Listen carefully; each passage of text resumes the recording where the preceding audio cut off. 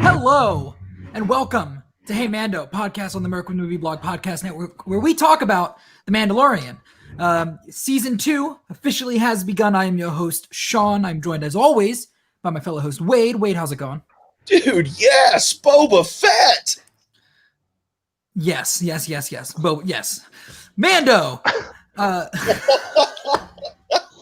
It's a long-running joke here, It's a Dean. long-running joke. In my mind, since the beginning of Mandalorian, the Mandalorian character is just Boba Fett in my mind. It's just... Yes. It was only recently that I realised that he wasn't actually a Mandalorian. I only found that out through, people talking about this show. And yeah.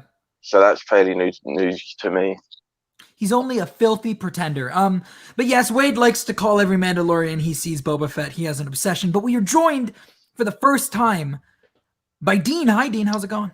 Hi, Dean. How's it going? It's pretty good, thanks, guys. Just had a last-minute trip to get some power converters. Almost didn't make it on time. Well, we're glad you made it. Glad to be here. Excited to talk about season 2 of The Mandalorian. Excited to have it, watch it, talk about it. Let's do it. I am so excited as well. But before we get into the episode, since this is Dean's first time on the show, I do have to ask him a couple questions. We'll try to keep it kind of brief. But the first question is, what is your Star Wars experience? Like, when did you first watch a Star Wars movie? How big of a fan are you? That kind of thing. First brush with Star Wars was when the special editions, the VHS in the, 96, 97, when those started coming out. I got the first one for Christmas and fully expected. I loved it, obviously, watched it religiously. It went into my small rotation of VHS tapes that I had. It was Star Wars, Ghostbusters, The Mask, Forrest Gump, and like 2 or 3 others that I just watched on Batman, 89 Batman. I just rotated, and Star Wars just went straight into that. And I assumed that the next year I would get the next one, because it had the trailers it had the trailers for the other 2 at the beginning. I was like, oh man, that looks cool. This movie's cool. That stuff looks really cool. And I never got the other ones. I don't know how long the gap was with how they were released, but I just never got them, and I never had my own income or anything as a kid. So if I didn't get them for Christmas or a birthday, I didn't get to see the movie.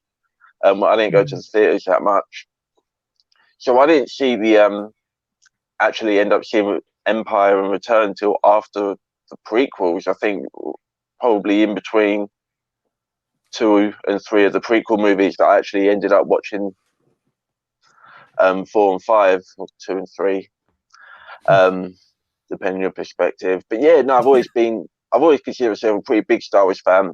Honestly, I didn't see the Empire Return for a while, but obviously Star Wars is so just naturally ingrained in the culture. I knew the story as well as anybody else who had seen the movie. Yeah. So it kind of wasn't even really a thing that I hadn't seen, but it just felt like I had, so I'm a big fan, but I don't know the names of the creatures and the stuff. I know the basic ones. I don't read really any of the books. I've dabbled with the games, but my wallet can only extend so far, and I've already got like comics and other movies and everything else. So I've never fully dived into the Star Wars universe as I know a lot of other people have. But I'm right in on the surface. I can hang a little bit. Perfect. And then what did you think of Mandalorian season 1? I liked it. I wasn't as big a fan at first of like the kind of episodic nature of it and how like disjointed it all seemed. But I enjoyed each episode as a standalone. Like a lot of people compared it to like Rebels or Clone Wars, which I hadn't seen or haven't seen.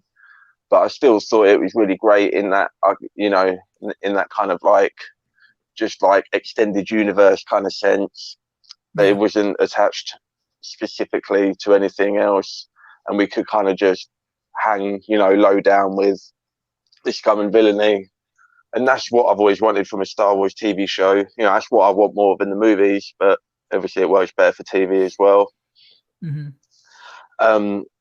And yeah, and they brought it all round in the last episode of season 1. They tied it all back in, and it all made sense, like, and how all these little threads they all set up come together, and they kind of they do a good job at picking up some of those coming into season 2. They do, which I was surprised to see. Is it the Amy Sedaris character? Yes. I thought it was quite a neat choice to kind of just throw her in straight away, because it kind of shows that we've already established kind of like a base group of characters, and now we're not just going to kind of start season 2 setting up new serial adventures. We're actually just going to like linger in the world that we've created a little bit longer. So I like that. I'm sure I'm getting ahead of myself into season 2 when you asked about season 1, but that's fine. It seems relevant. So let's move into season 2, episode 1. The Marshal, I believe, is the name of it. Yes, the Marshal, which we won't get too into it. So here's what we're going to do for anybody watching. First, like, we're at like 6 minutes now. So like next 10 minutes or so, non-spoilers. We're not going to spoil anything from the episode. We're going to go to break after that. When we come back, full spoilers. We're going to talk about everything. We're going to say names. We're going to say things. Everything is going to be full spoilers after the break. But names until and then, things. Names and things. We're going to say names and things that happen. Wade, you're sitting there like a kid on Christmas. What did you think of season 2, episode 1, The Marshal? The best part was when Baby Yoda got shot in the face. That was amazing. Everyone's talking about that part. Obviously, that's not going to happen until the final season. Of course. Hopefully not. I love that. I hate at least season 3, man. Have a heart. Yeah. I really, really, really enjoyed it, man. I mean, there's like small, like when he was what's that broad's name again that watches the babysitter for the just call him Yoda's Baby Yoda babysitter. Yes, Baby Yoda babysitter. She like I don't know, he threw a lot of information. I thought that was odd to me. But I mean, other than that, there weren't really anything negative that I had about it. It just great shots, like big, wide, open space shots of the scenery and stuff when he's on the speeder bikes, and just so much cool stuff. The story was great. I really enjoyed the story, and I enjoyed that it was longer than 30 some minutes too. That was really cool. Dean, what did you think about it? Yeah, it was definitely longer than I expected. What did it run for, like 43 minutes or something? 52, wow, yeah. 52, yeah. I don't like to check the time when I'm watching something because I don't want to ruin like how close it is to the end. So I didn't think to check beforehand, and I just left it running. To go off of what Jay was saying, I thought they packed quite a lot of story into the first one. We got a lot of exposition regarding new characters that the show was bringing in, even some flashback elements, which we don't often get in Star Wars, full stop. So to get that kind of in-depth dive on a character, or even a new one, in the first episode, I thought was quite surprising. They got a lot of exposition in there, which could have been too much, but I think they did a good job. And to go to the cinematography as well, which is great on the wide shots. The wide shots always look fantastic, but is it just me, or I felt there was a bit of a jar from some of the interiors down to the exteriors? Like they were really grimy and dingy in those in that bar or that little canteen or whatever they're in. And I get that they want you to feel that. It's so jarring because it was so bright outside. I get that it's a desert planet with 2 suns. Yeah. But I don't know, it just felt more apparent to me than it has with, even season 1 of The Mandalorian. I definitely felt the cinematography looks different this time around. I think even Baby Yoda looks a bit different this time round. I don't know if it's like a new model or if it's more CGI heavy than the previous season. Did anyone else notice or think that? I didn't notice it on Baby Yoda, but I definitely noticed that I thought the show looked better this season. Pretty much all overall. I get what you're saying about the starkness, the stark contrast between the lighting in the outside shots and that one bar we go to. But the CG effects were fantastic. I thought Baby Yoda looked good. I thought he looked great. I just thought he looked different somehow. Did look a little different. Maybe he grew up a little bit. Yeah, I guess so. I don't know. I thought if anything, he looked kind of like smoother. I thought he looked like less wrinkled and less detailed, or if anything, he looked kind of younger in a way, assuming that they age traditionally, which they don't. But at least as far as the wrinkles, those are only going to go one way with gravity. You got that in every universe. Yeah, but I digress. I also don't think we got a whole ton of Baby Yoda in the episode. We didn't. I feel whenever he came by, he was passing. He literally serves no purpose in this, and like they kept cutting to him. They kept cutting to him, and I thought, oh, he's going to do something, and he's going to play a part in, the thing that they're trying to do in the episode. Yeah. And I was thinking, for him to have got involved in that might have been a bit too ridiculous, but they keep cutting to him, so you think something's going to happen, and it might, but they keep you hanging on for that Baby Yoda periodically throughout. It's consistent. It's like every 5-10 seconds, cut to Baby Yoda. Yeah. Which I get you want to remind you that he's there because it's a big draw, but they're definitely leaning into that. Which makes sense. Yeah. I do hope that we're not as sparse with the Force stuff this season, since now we've established it going like at the end of last season. We've established that this thing definitely uses the Force and definitely does some crazy stuff. I really hope they don't hold back on that. Show us a little bit. But as for non-spoiler stuff I want to talk about, I did not mention, but this episode was written and directed by Jon Favreau. I think almost all of season 1 was written by him, but I think we did the same the first time. I think season 1 he wrote almost all of it except one episode somebody else wrote. But I think it was 2 episodes somebody else wrote. But regardless, this was the first time he directed an episode on the show. Last season he was too busy doing The Lion King. Yikes. To do this show. But I think this episode was very well directed.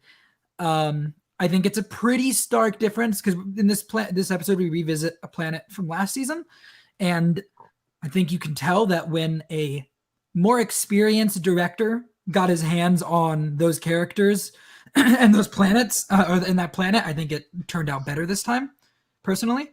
The episode that we went to this planet last season is my least favorite of last season. So yeah, I must admit, when they said they were going there, I was a bit like, already? Yeah. I think it was better this season, for me at least, though. Sure. And it made sense how everything tied together. It made sense. Mm-hmm. We got to find out at least a little bit of something from the past. But then it opened the door for then what now? And what now is what we're going to talk about in a minute. But I do have one last thing that I really want to talk about, non-spoiler, which is the soundtrack. I'm a big fan of season 1 soundtrack. I think what's his name that does the soundtrack? It is Ludwig Göransson. Yes, thank you. That's exactly who it is. I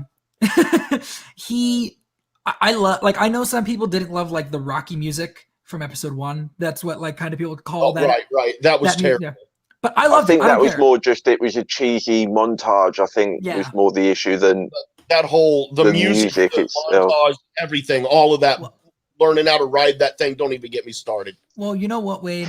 I enjoyed it. I think he hits it right on the head again. The music, I think, in this episode is incredible. It stands out, and that's what you want with Star Wars music in particular. I think that's something about Rogue One and Solo is the music, to me at least. There's a couple tracks in each movie that stands out, but for the most part, a lot of the music in those 2 movies to me seems a little forgettable. So to have it stand out is important. Yes? Did you think he did more classic Star Wars kind of sounding stuff in this season as opposed to the first one Yes. Where it was much more, it was until later on in the season we started getting some of the bigger beats of the like the orchestra and stuff. But we got quite a bit of that in this, just to like punctuate some of the action beats and stuff. So he's definitely leaning more into that than the first time around, which was a little bit jarring, I think, like the first couple of times, because I wasn't expecting it. But then you just learn to enjoy it. It's just cool Star Wars music, and I'm not going to complain. Yeah, I really enjoyed it. Wade, do you have any real comments on the music, or was it the music? It's great. I enjoyed it. Yep, it was great. And it does, I always notice the music, obviously, because I hear it, but I don't always pay attention to it.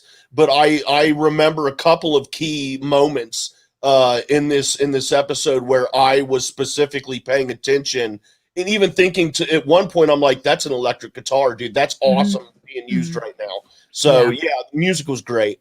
Yeah, I agree, which is why I brought it up. We talked about the length of the episode. I'm pretty sure Jon Favreau said a couple months ago that all the episodes are going to be more uniform in length this season. I don't know if I'm making that up in my head, but I'm pretty sure he said that. It makes sense that he would. It seemed to be a fairly unified complaint, if any complaints from the season. So I was glad that the episode was longer for like selfish reasons, but it definitely didn't need to be as long as it would. They probably could have trimmed it down to a 45. There was a lot of those, repeated establishing shots, and we are just on the same planet the whole time. But then they were some of the best looking shots in the thing, so I'm not going to complain. I guess I did, but oh well. Try not to. No, but I guess I would expect to see longer episodes for the rest of the season. Then I'd say probably somewhere around. If that's the case, I'm down. Yeah. All right. Well, I don't really have anything else that we can talk about without spoiling stuff, unless you guys have anything you want to bring up before we go to break. I am ready to spoil all over everybody's freaking faces, dude. Okay. Well, before Wade does that, let's go to break. And you guys can hear about all the other shows on the Merc with the Movie Blog Network. Hi, everyone. This is Sarah, host of Go Get That Rose podcast, a podcast that is dedicated to talking about all things Bachelor Nation. Join Jay Wade, a man in his 40s who is recently new to all things Bachelor Nation, and myself, someone who has been watching passionately for the past 3 years, as we review, share our thoughts on each episode of whatever show is currently on TV, whether that is Bachelor, Bachelorette, or Bachelor in Paradise. We might not even know everyone's name, but we have fun nonetheless. You can find us on Merc with a Movie Blog feed wherever you listen to podcasts.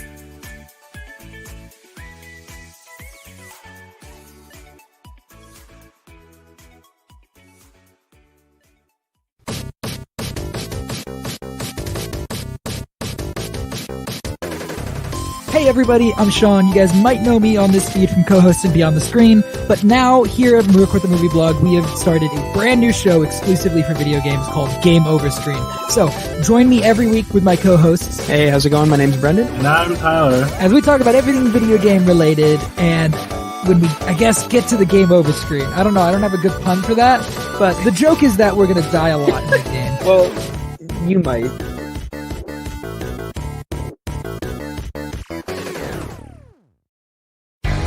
Hey, Jay Wade here to tell you about SEN Afterlive, our SEN Live After Show, where we talk about, well, whatever Christian, Brett, and the rest of the crew talk about, and the insanity that ensues. So join us each week here on Merc with the Movie Blog feed on your podcasting platforms, as well as YouTube now on the SEN Afterlive channel. Talk to you then.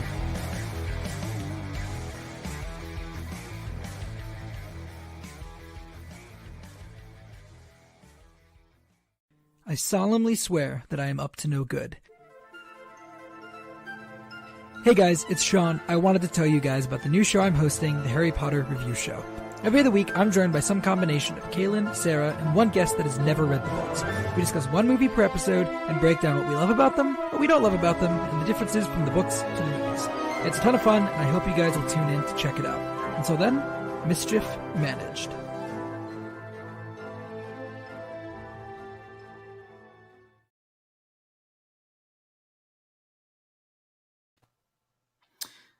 We are back. Check out all of their shows. They are so great.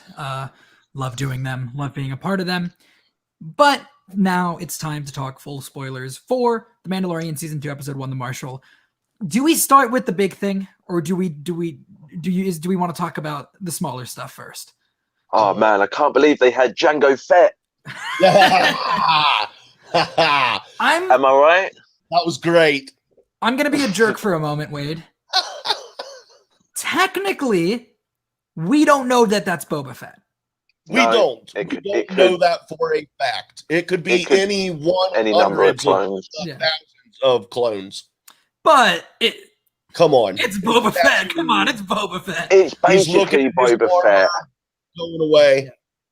I feel like they're going to pull the rug out from under us on if it's actually the Boba Fett at some point. Maybe he doesn't even know if he's the real Boba Fett. Maybe that's something they can play with and kind of get a little bit Blade Runner on us. Who knows? But I'm getting ahead. I'd be fascinated by that. I don't know if they want to mess with cloning right now after that last movie. I think maybe they just want to. Well, and if they're going to mess with cloning, then they need to just keep it isolated to Baby Yoda, because that seems to be why the Moff Gus is looking for the baby in the first place, is because of cloning. And we all know that the reason that he's looking for Baby Yoda for cloning is to help Palpatine in his cloning process. Palpatine is behind all of this. They could, but I don't think that they will do that. That has been Wade's theory. Dude, I've been right about some shit, dude. I've been right. I feel like they had that as an option, but maybe based on reception to certain plot lines, they might steer away from that. But I think it's open-ended enough that they can have that leeway. That's when not to have a plan is stuff like that. But the movies themselves have a plan. But yeah, please. They were flexible in all the wrong places. But anyway.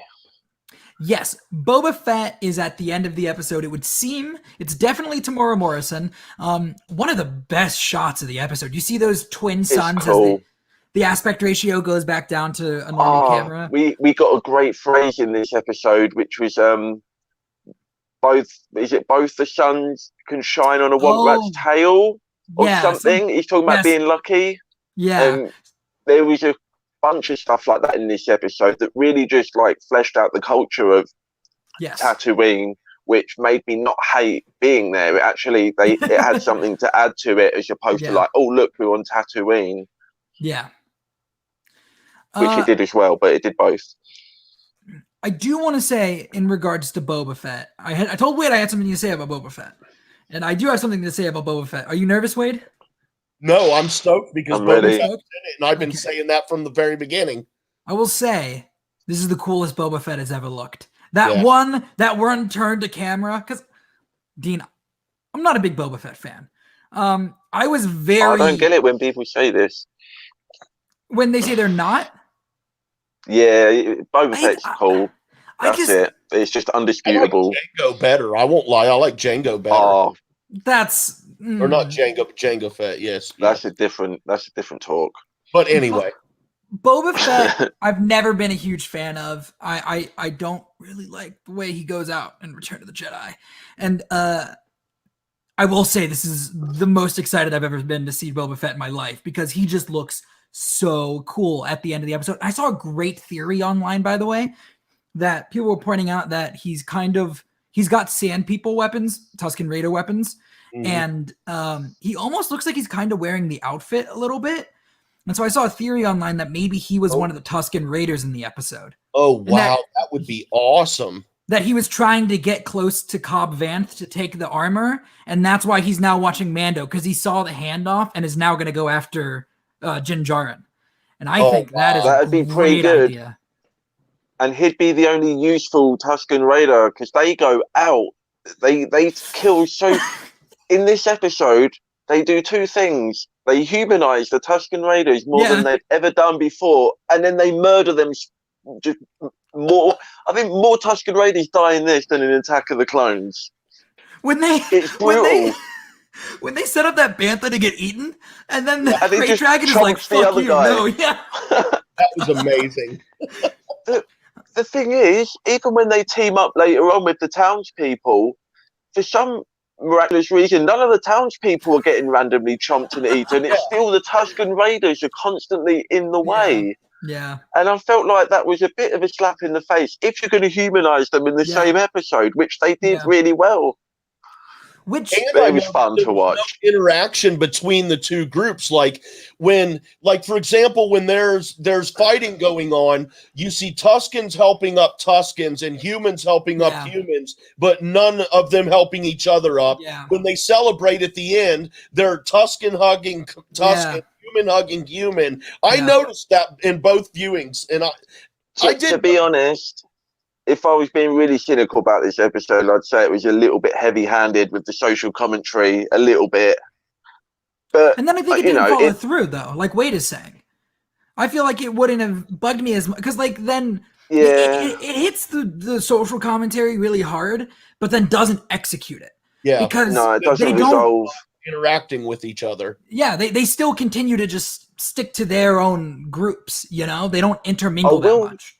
I will say, though, it does appear, correct me if I'm wrong, it does seem like he's going to be staying there, or he's not like, in the first season, every episode ended pretty much with him flying off to a new planet. Well, I think we get that in this one. No, it seems that we might stay here. We might. I think Boba Fett's going to start shooting at some point. I don't think we get off this planet before Boba Fett attacks Mando. I mean, because you think that's more likely than Boba Fett stealing a ship and stalking him? Yeah, I think it's more likely that he'll attack him while he's still on Tatooine. Fair enough. But why does Boba Fett have such investment in Mando? Because correct me if I'm wrong, I'm not up on all the extended and everything else, but he doesn't follow any Mandalorian like rules or anything, does he? Boba Fett kind of just does his own thing anyway. So why would he have a vendetta against Mando? I think it's just the armor. Well, I don't think he's just like, oh, shiny armor, me once. Well, I mean, think about it. That was his dad's armor, wasn't it? No, because this is a new armor that he's built that Mando's been curating throughout. Blue and silver. Yeah. All right, yeah. But equally still, shiny. I would imagine it's sentimental to him. Yeah. Being the only clone that Jango wanted to not be enhanced in any way and raised as his own, I would say it probably has some sentimental value. But yeah, that's my guess. He just wants his armor back. I mean, why has he just been watching for this long and not taking it? So really? I have a theory. The way things lined up in the episode, the way it was explained, and it's vague enough that my theory could easily just be me filling in blanks. But I'm wondering if they made it sound like the Tusken Raider attacks didn't start until Cobb Vanth already had the armor. I wonder if Boba Fett was trying to get the Tuskens to attack the town so that he could get the armor back from Cobb Vanth. What made you think that, though? Because I heard that's some deep espionage.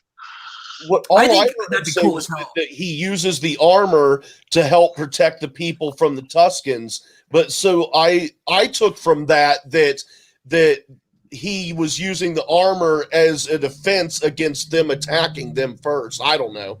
I thought he mentioned a specific incident that is the reason that the Tuskens are mad, where he says something like, they came in and attacked us and I killed twice as many of them, which to me seemed like it wasn't an ongoing engagement between the two factions. It was, there was an attack, he killed a bunch of them and they're mad at him now. Yeah, there was a specific incident. Yeah. And my thought is that maybe Boba Fett instigated the incident in an attempt to get the armor back from Cobb Vanth. I think that sounds like a cool thing for Boba Fett to be doing. To me, because again, Boba Fett's never been super cool to me. I think he's kind of a punk that gets beat up a lot.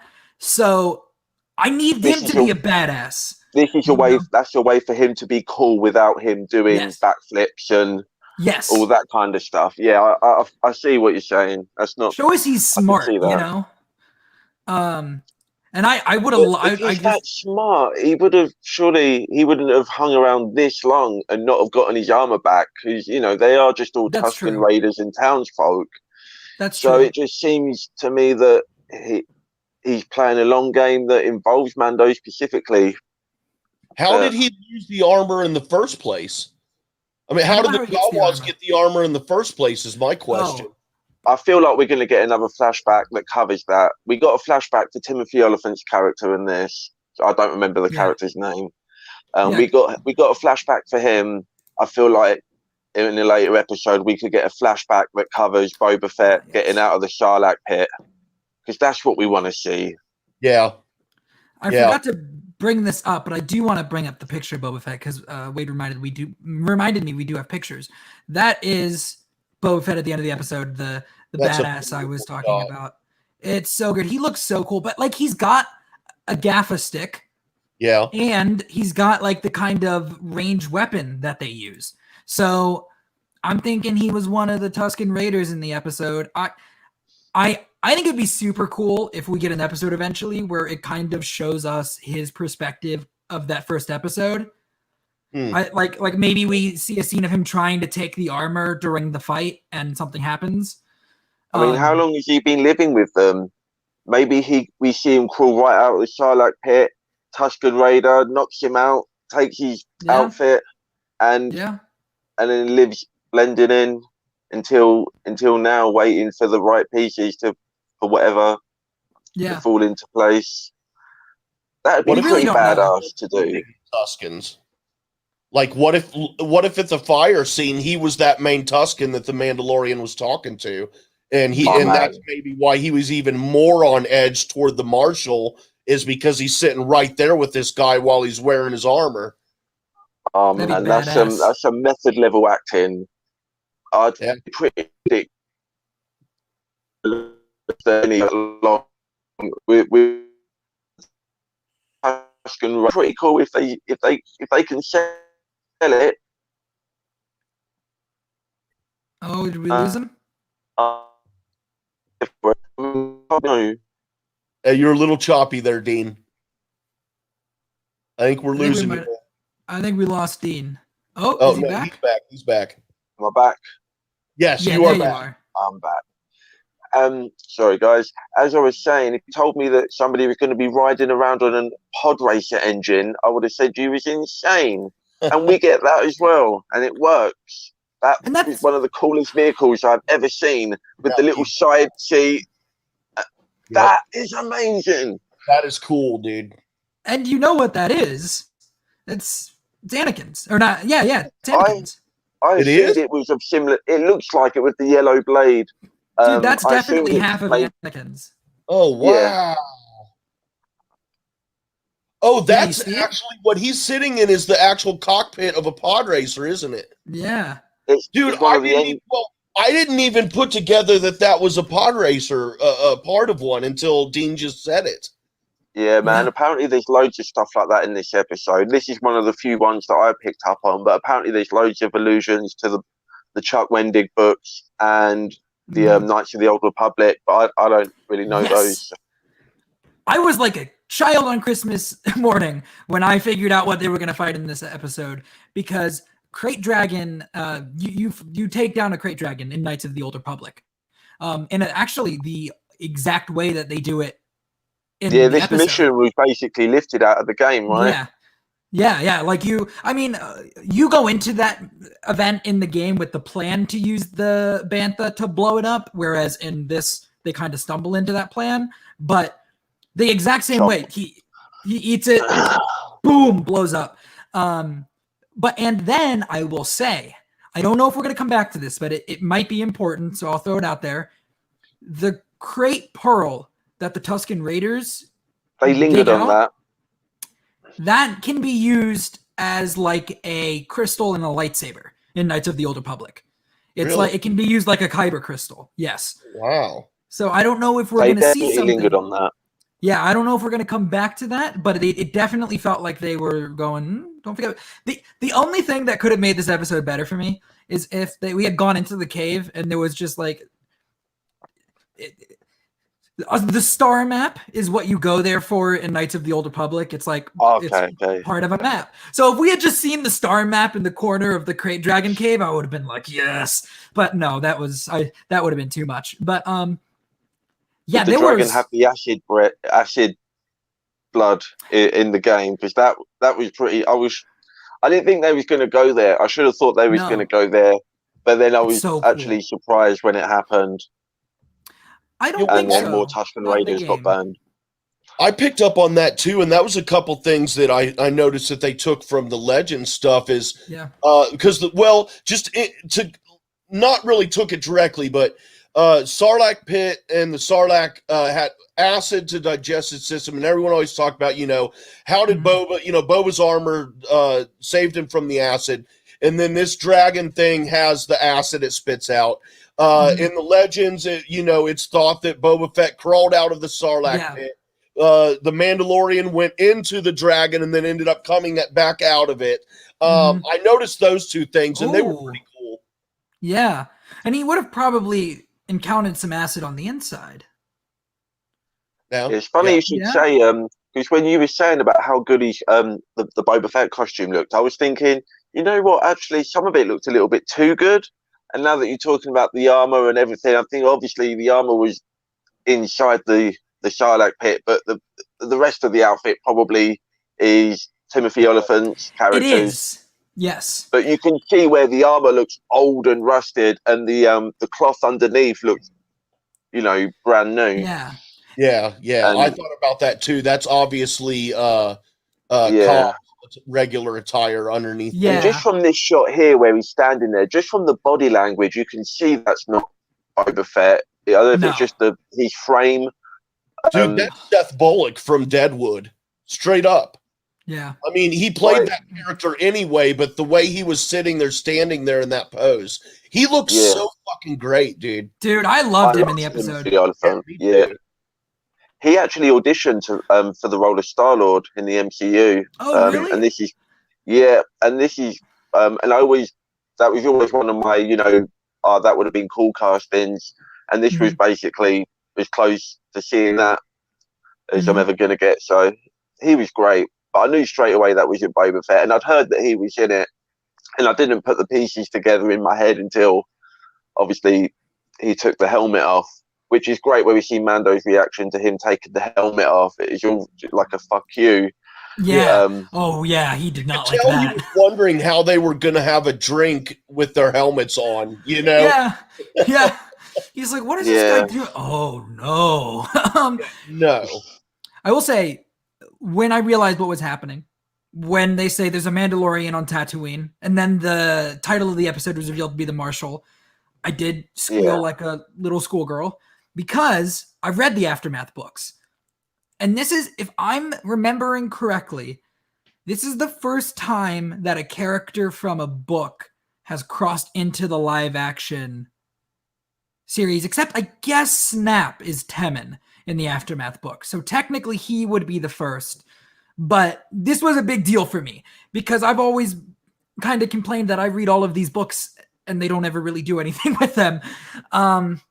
Even in like the animated shows, they very rarely actually tie in. So realizing it was going to be Cobb Vanth, and Cobb Vanth is such a throwaway character in that book. He's an interlude chapter. Like literally, he's not even the focus of the book. They cut in the first Aftermath book. They cut to like different characters throughout the galaxy in interlude chapters, and he's one of them. Oh, so nobody puts Timothy Oliphant in an interlude. No. And just, I mean.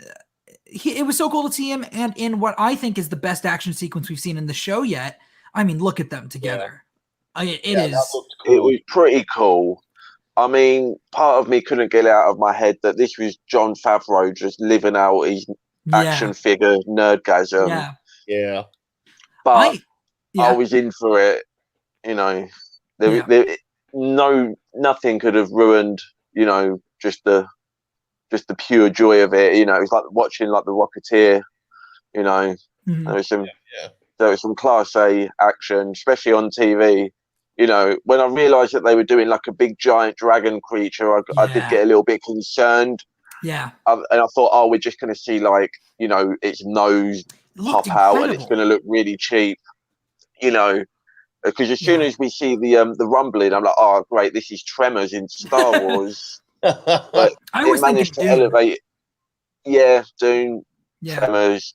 I actually think that the trailer for the new Dune movie kind of looks like Christopher Nolan directing a Tremors remake. But anyway, it's the same ballpark. But yeah, they pulled that off really well. It could have been really lame and cheesy. In the first season, when you first see the jetpack, it looks kind of cheesy. Yeah. When the guy flies past and yeah. It was so cool in this episode when they're flying around. Yeah. Oh, that whole scene was awesome when they went up to the top of that ridge and that thing was up there with them, and just all of that was really well done. The entire fight was like when the crate dragon is coming out of the cave and the aspect ratio expanded. So did they shoot some of that with IMAX cameras? Because that 8-minute sequence, like it looked like the IMAX aspect ratio. Like it makes a big deal of the aspect ratio expanding, and that 8-minute fight sequence is like incredible. It looks so good. It could be. I mean, they probably got a couple of IMAX cameras lying around on the Disney lot. They're just like, throw an 8-minute IMAX sequence in there. Why not? Not making any movies with them. Hell yeah. Yeah.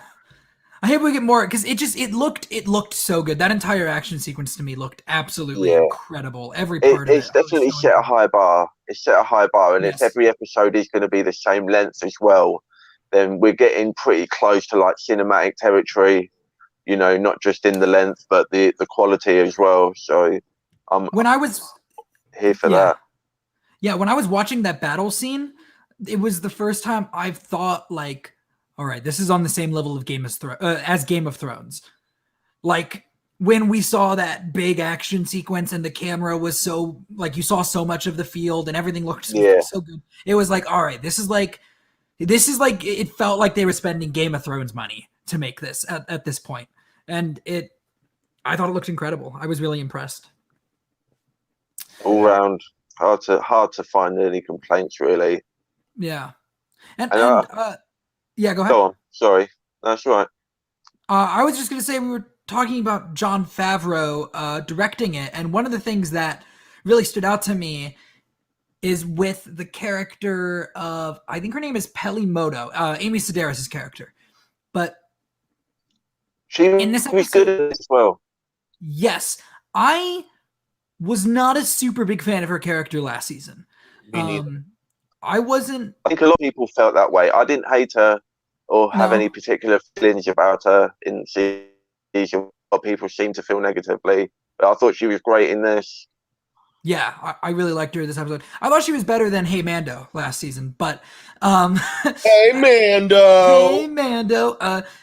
With her this time, I definitely felt like it definitely felt like last season, because this was Dave Filoni's episode last season. It felt like she was being directed like he would direct one of the voice actors in like Clone Wars or Rebels. Like she's very, very cartoonish in last season's episode to me. Yeah. And she keeps some of that in this episode, but she felt way more grounded to me. And I think that's just a different director's touch, you know? Even the comedy really with the comedy bits with the pit droids, that stuff can tend to get lame quite easily.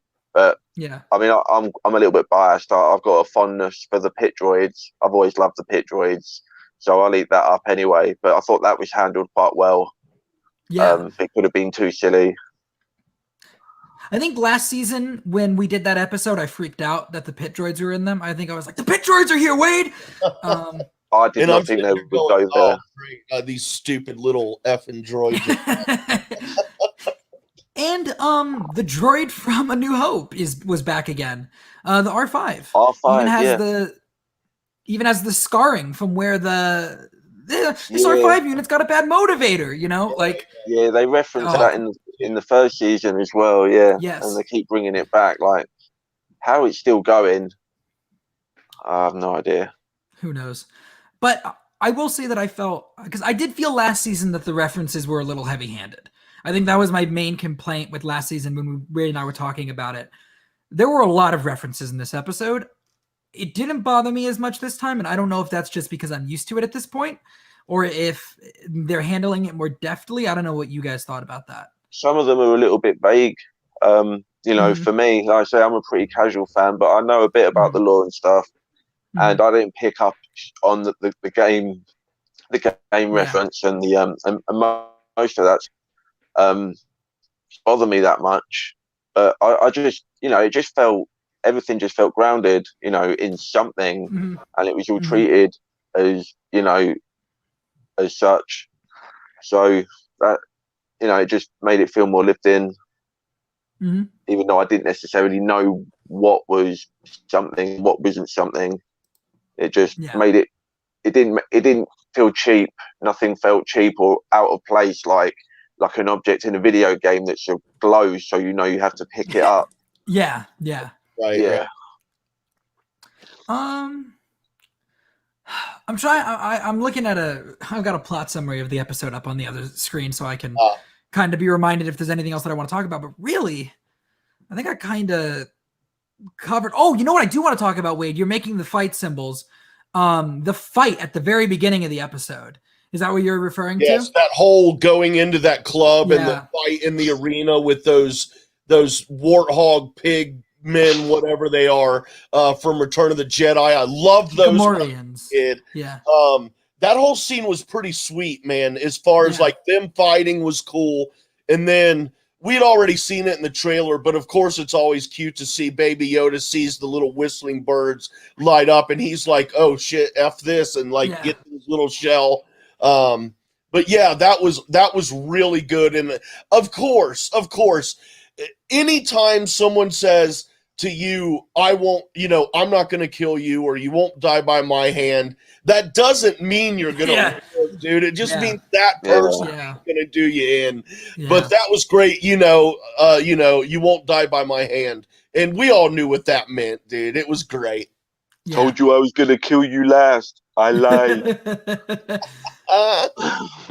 I thought that fight sequence in the bar was fantastic. I thought that it was shot really well because, usually in a lot of shows and even movies, when you get into hand-to-hand combat, you cut around it. You got really quick cuts.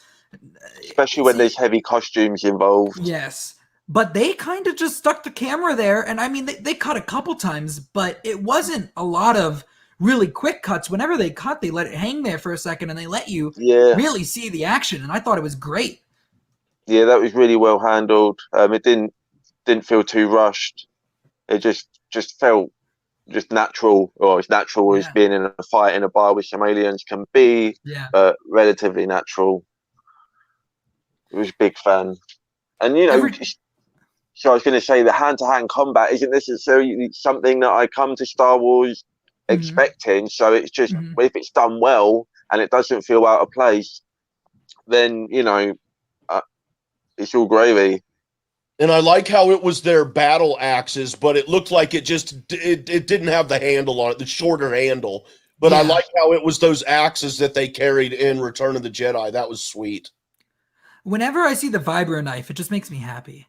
Because vibro blades and vibro knives have always been a big part of the video games. It's like, how do you explain somebody fighting a Jedi, right? Or like, how do you explain fighting a lightsaber? Well, you got the vibro blade. I didn't even get what that was until you just said it, and it makes sense now. And I hate that mechanic in games, but I get that it's a necessity. Yeah. But I was thinking, like, why are their blades kind of bouncing weirdly? They're not, I want them to fight. Yeah. And I was like, I thought it was like some kind of safety thing they had on, so because it was just like sport fighting or whatever. But that makes total sense now.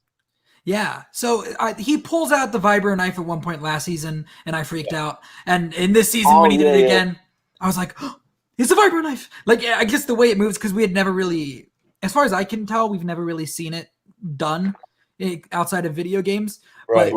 I really love it. I think it looks great. It could very easily not look good. You know, it's a weird effect, but I think it works.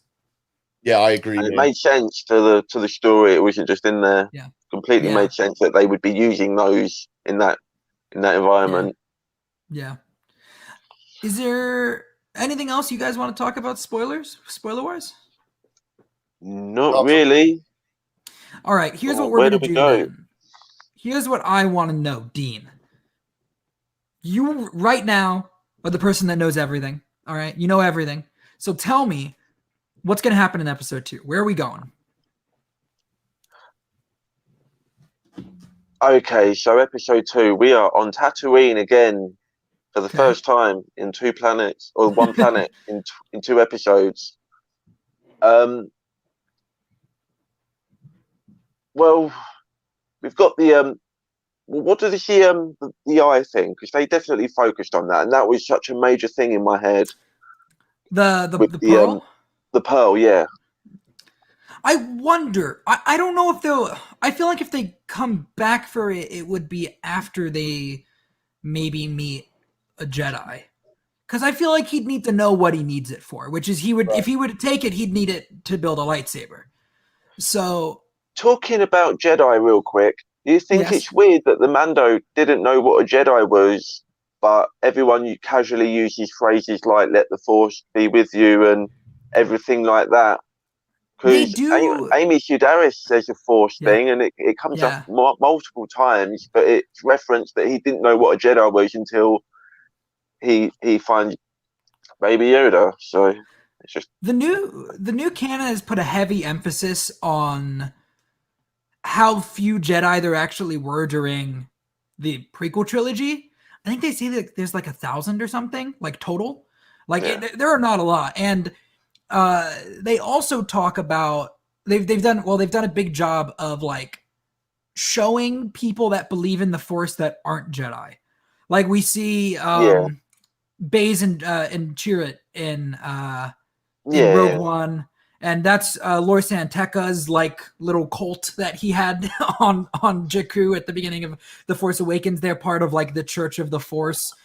So the problem is they haven't done a really good job of showing that. They talk about it a lot in like books and stuff, but they don't ever really show it in any of the material. But from what they've put forward, from what I gather, I've kind of got this image in my head of Jedi being something that you, even if you were in the times of the prequels, the odds of you meeting a Jedi were slim still because of how few of them there really were. So they're probably not going to do anything with the pearl and make this. There's nobody around that way that's going to be using that in any capacity. Doesn't seem likely. Maybe it does. I have a couple. Unless Ezra comes into play later on. Ezra or Ahsoka. I mean, but more likely Ezra if we're talking about a Jedi, specifically Jedi influence. Yes. That would be Ezra, but I don't think it necessarily needs to be a Jedi. I because anybody with the Force, you know. Well, that's true. We have established that you don't have to be a Jedi to have the Force. Yeah. I'm assuming that the way Ahsoka fits into all of this, and again, I know very limited about the animated series, but I would presume that Ahsoka is tracking the Darksaber, and she comes into conflict via that avenue as opposed to directly with anybody. So like they're after, Gideon's coming for them for Baby Yoda, and she's chasing down Gideon because she wants the Darksaber because he shouldn't have it. Or she wants to challenge him for it. Is that what happens? Well, Ahsoka right now won't belong to him, so there'd be no challenge. If they're looking again, I don't know the semantics of how the Darksaber works.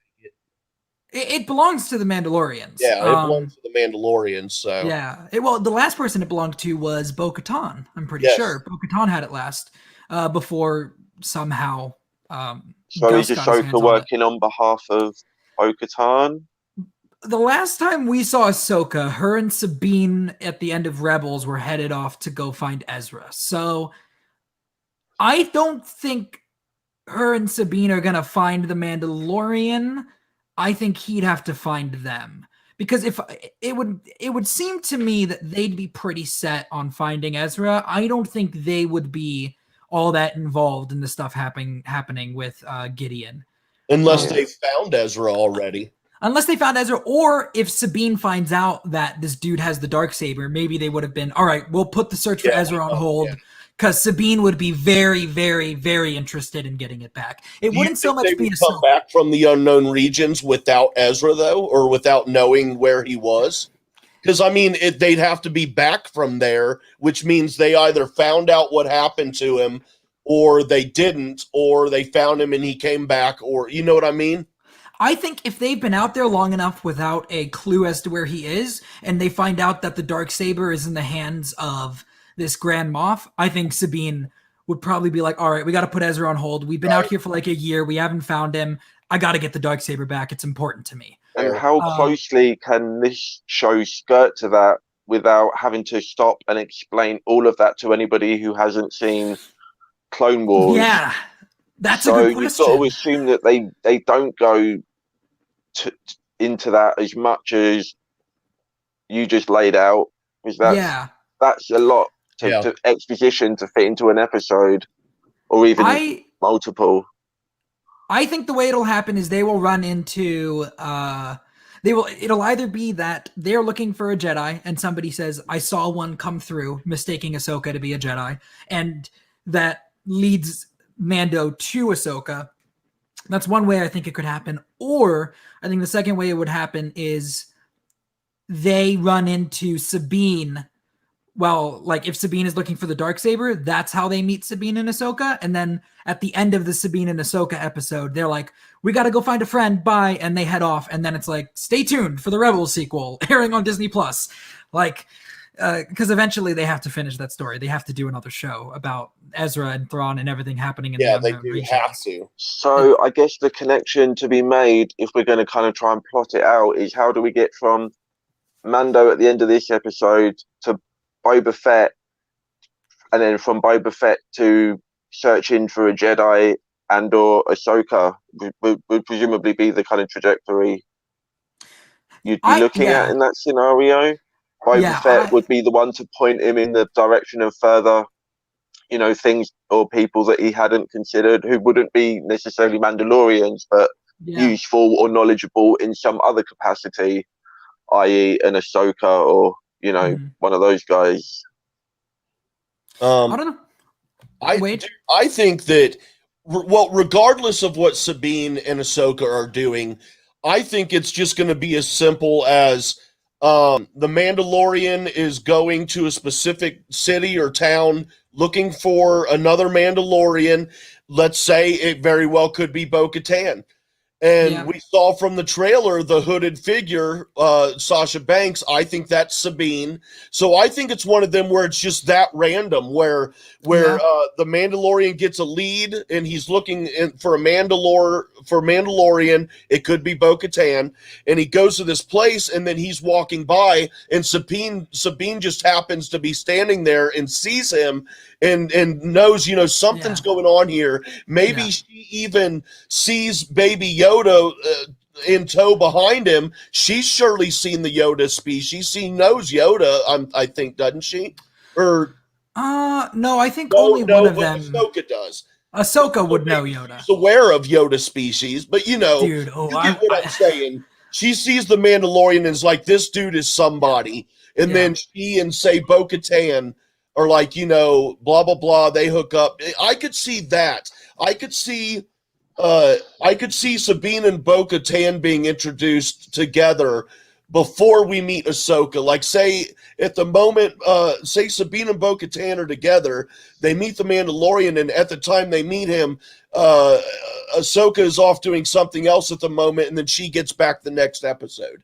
That's how you do. You build up to it. Ahsoka's definitely the main course in that trio. Yeah. That's the one that people would want to see. Yes. So I would imagine it would probably go that way, like you're saying. Another question: How soon does Timothy Oliphant screw over the Mando to try and upgrade to get his armor? I don't think we see Timothy Oliphant ever again. I think that was it. I think they're good. No? I think they're in a good spot. I think that was it.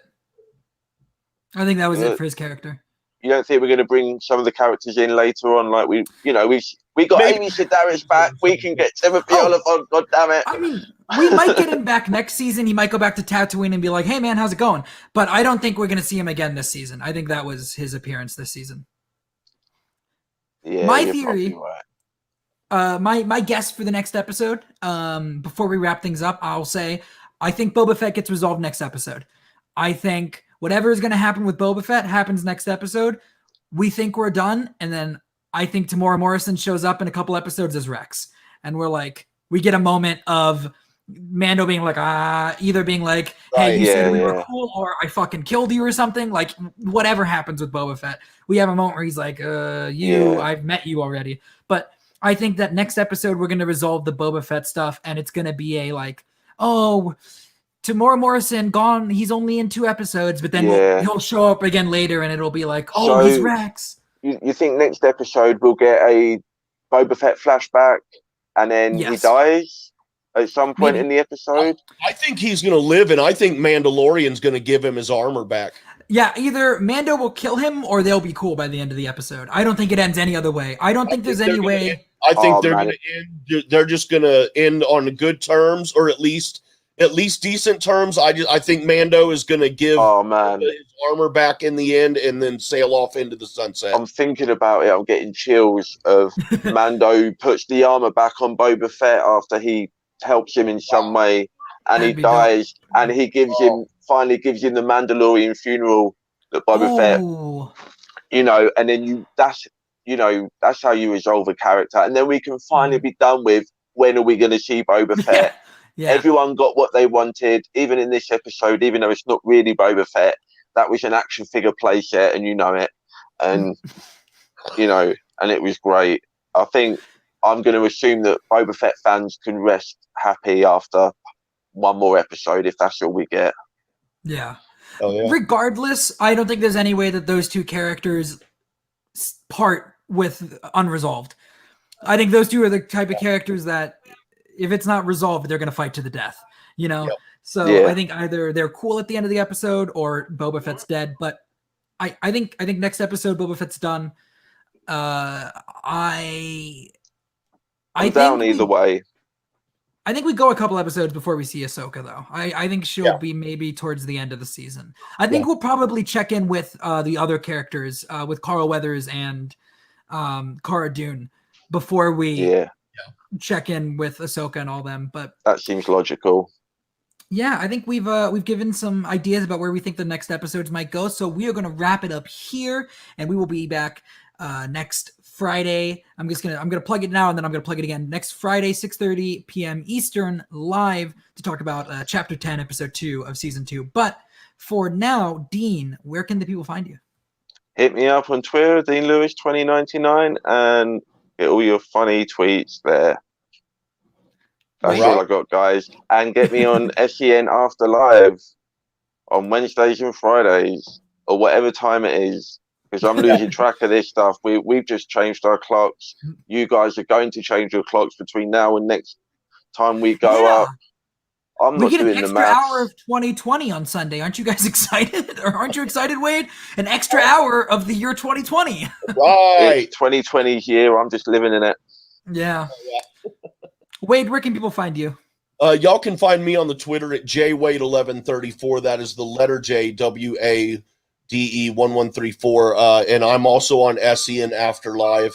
And I'm also on another show called Go Get That Rose that you heard a promo for. And also, before you do yours, plug our guest. We got a guest next. Yes, thank you. Big one here. I forgot. Next week we are going to have Laura Kelly on the show, right? Okay, I didn't get it wrong. Good. Yes, Laura Kelly. We're gonna have Laura Kelly on the show. It's gonna be so exciting. I can't wait to talk to more people about the Mandalorian. Besides that, you guys can follow me on Twitter at Shawn_AFK, and I do a bunch of shows. They're all in my bio. You guys can find the ats there. And you guys can find this show and others on the Merc with Movie Blog podcast feed, which can be located on Anchor, Apple, Spotify, Stitcher, Google Play, Radio Public, Breaker, and Overcast. You guys can also catch the VODs on YouTube. And you guys can follow Merc with the Movie Blog on Twitter at Movie Blog Merc. Thank you guys so much for watching, listening. And please join us next Friday, 6:30 p.m. Eastern, live to talk about The Mandalorian Season 2, Episode 2, chapter 10, whatever it'll end up being called. But until then, see you guys next time.